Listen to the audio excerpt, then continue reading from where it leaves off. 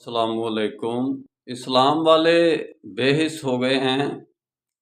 1400 سال سے بے حسی کا شکار ہیں، تقسیم کا شکار ہیں۔ اسلامک ورلڈ تقسیم ہے، امت تقسیم ہے اور وحدت میں نہیں ہے۔ بے حسی اس میں کیا ہے کہ ان کی یعنی کہ غیرت بھی ختم ہو گئی ہے، حصے بھی ختم ہو گئی ہیں،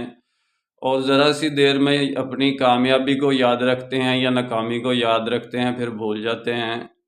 ہمارے سینٹرل ایشین سٹیٹس کو رشیا نے کتنے کیمیکل ویپن یوز کیا، اسلام والے پوری دنیا سے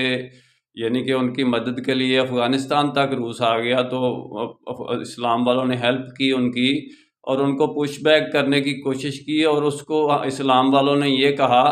کہ ہم یہ جہاد فی سبیل اللہ کر رہے ہیں۔ ان کی آگ کو بھی آپ بھڑکایا، سینٹرل ایشین سٹیٹس کے میں جہاد بھی آپ شروع کیا، اور پھر اس یعنی کہ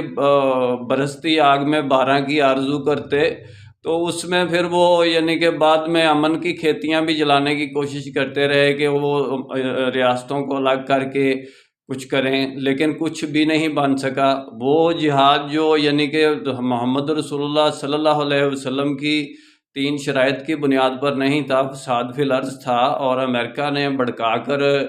مسلمین کو رشیا کے اگینسٹ اٹھایا، اور وہاں سے مسلمین کو یعنی کہ کبھی رشیا نے بھڑکا کر امریکہ کے اگینسٹ اٹھایا۔ تو ہم یعنی کہ بے حس ہو گئے ہیں، ہمارے لاکھوں مرڈر ہو گئے ہیں اب تک، ایک Iran, Iraq, central Asia, Kuwait, یعنی بہت سے شام، لیبیا، بہت سارے لوگ یعنی کہ ہلاکتیں ہو چکی ہیں،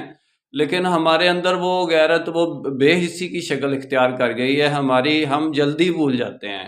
وہ ان لوگوں کو بھی نہیں پکڑتے کہ جو لوگ ہمیں اس کام پر اکساتے ہیں اور اس کو جہاد کہہ کر ہمیں یعنی کہ فساد فی الارض میں مبتلا کرتے ہیں، جماعت اسلامی جیسے یا دوسری جہادی تنظیموں جیسے، وہ لوگ جو لوگوں کو بھڑکا کر کے یہ جہاد ہے، وہ ہم انقلاب لانے لگے ہیں، انقلاب بھی نہیں آتا اور نقصان بھی ہوتا ہے اسلامک ورلڈ کا۔ اس قسم کی دہشت گردی کو جنم دیتے ہیں کہ بعد میں بھی قابو نہیں آتی۔ میرا کام اسلامک ورلڈ کی امن اور یونائٹی کا ہے، انشاءاللہ ڈیٹیل میں بات پھر ہوگی۔ نسبت وحدت خدمت خیر کے ساتھ، اللہ حافظ۔